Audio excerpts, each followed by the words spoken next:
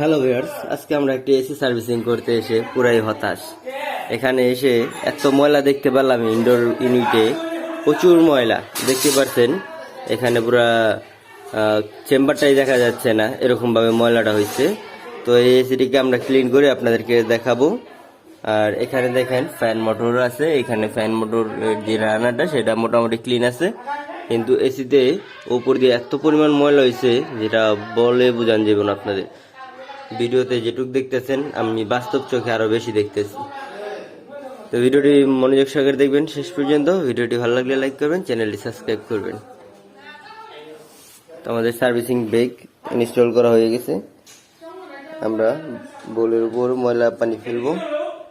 আর আমাদের মেশিং সেটআপ, আমরা মোটরসাইকেলে যে হাইড্রোলিক প্রেসার পানির মেশিন আছে সেটি দিয়ে ওয়াশ করব। তো চলুন আমরা শেষ পর্যন্ত দেখি কি হয়।